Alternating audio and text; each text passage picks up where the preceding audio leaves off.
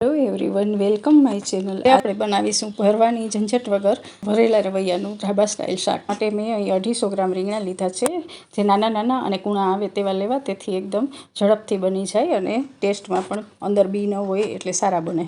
આપણે આ રીતે ડીટીયાનો ભાગ કાઢી અને આપણે અત્યારે એને ભરવાના નથી રીંગણાને, આવી રીતના એક કટ લગાડી લેવાનો છે વચ્ચેથી। તે આપણે જે કડાઈમાં શાક બનાવવું હોય તેમાં આપણે થોડું વધુ તેલ ગરમ મૂકશું। તેલ મીડિયમ ગરમ થાય એટલે આપણે પછી તેમાં એક એક કરીને આ રવૈયા છે તેને મૂકી દઈશું અને પછી મીડિયમ તાપ કરી દઈશું અને ઉપર થોડીવાર આપણે ઢાંકણ ઢાંકી દઈશું, જેથી તેલના છાંટા ઉડે નહીં। થોડીવાર ઢાંકી અને પછી પાછું આપણે ખોલી અને વચ્ચે 2 થી 3 આ રીતે રવૈયાને ચલાવતા રહીશું।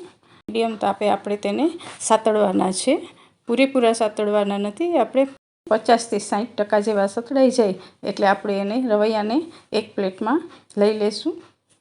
હવે આપણે તેના માટે મસાલો તૈયાર કરીશું। આપણે મિક્સરની જાર લેશું, તેમાં આપણે 2 ચમચી સિંગદાણા, 1 ચમચી તલ, 3 લીલા સમારેલા મરચાં અને 2 ચમચી ગાંઠિયા ચણાના લોટના અથવા સેવ કંઈ પણ લઈ શકો છો તે એડ કરીશું અને એને આપણે રફલી આવા ક્રશ કરી લઈશું મિક્સરમાં। જો આ રીતના ભૂકો થઈ જશે આપણો મિક્સરમાં, આપણે તેમાં ઝીણા સમારેલા ટમેટાં અને કોથમરી એડ કરીશું અને જરૂર પડે તો થોડું આપણે પાણી એડ કરી અને પછી ક્રશ કરી લઈશું મિક્સરમાં। આ રીતે પેસ્ટ તૈયાર થઈ જશે આપણી। મસાલો એકદમ આપણો રેડી છે। હવે આપણે એક કડાઈમાં તેલ મૂકીશું। વઘાર માટે અડધી ચમચી રાઈ એડ કરીશું। રાઈ બરાબર તતડી જાય પછી તેમાં આપણે અડધી ચમચી જીરું એડ કરીશું અને 5 ચમચી હિંગ એડ કરીશું। ત્યારબાદ તેમાં મિક્સરમાં ક્રશ કરેલો મસાલો છે તે એડ કરીશું અને એને ધીમે ધીમે આ રીતે તેલમાં સાતળી લઈશું।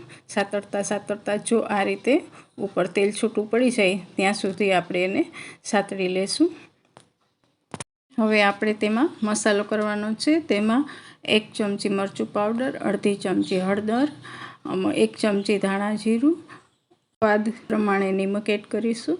મીઠ માટે આપણે મસાલાને આ રીતે સાતળી લઈશું। આપણે તેમાં અડધો કપ જેટલું પાણી એડ કરીશું અને બરાબર મિક્સ કરી લઈશું। પાણી આ રીતે મિક્સ થઈ જાય અને ઉકળવા માંડે એવું થઈ જાય પછી આપણે તેમાં સાતળેલા રવૈયા છે તે એડ કરીશું અને ધીમા હાથે ચલાવી લઈશું, મિક્સ કરી લઈશું અને આ રીતે એને બરાબર આપણે મિક્સ થઈ જાય પછી આપણે તેને ગરમ થઈ જાય, ઉકળવા લાગે તેવું લાગે એટલે આપણે તેને 2 મિનિટ માટે ઢાંકી અને કૂક કરી લઈશું। વચ્ચે આપણે ઢાંકણ ખોલી અને 2 થી 3 વખત આ રીતે ચલાવી લઈશું। 1 ચમચી સાકર એડ કરીશું। સાકરનો પાવડર અથવા ગોળ ગમે તે તમે યુઝ કરી શકો છો। હવે આપણે તેમાં અડધી ચમચી ગરમ મસાલો એડ કરીશું અને ઝીણા સમારેલા ધાણા એડ કરીશું, કોથમરી એડ કરીશું અને બંનેને બરાબર મિક્સ કરી લઈશું અને ત્યારબાદ હવે ફરી આપણે તેને ઢાંકી અને 2 મિનિટ માટે કૂક કરવાના છે। મિનિટ પછી ખોલીને આપણે ચલાવી લઈશું અને બધું બરાબર મિક્સ કરી લઈશું। જો એકદમ આપણા સરસ પાકી ગયા છે। જો ફ્રેન્ડ, આ ઢાબા સ્ટાઇલ કાઠિયાવાડી શાક છે તેમાં જો તેલ વધુ હોય તો જ ટેસ્ટ સરસ આવે છે, પણ તમે આ ઓછા તેલમાં કરવા માગતા હો તો આ રીતે 2-3 ચમચી તેલ મૂકીને પણ કરી શકો છો। આ રીતે રવૈયાને ચેક કરી લેશું કે તે આસાનીથી કટ થઈ જાય છે એટલે તે આપણા રવૈયા એકદમ ચડી ગયા છે। આપણે ગેસની ફ્લેમ ઓફ કરી દઈશું।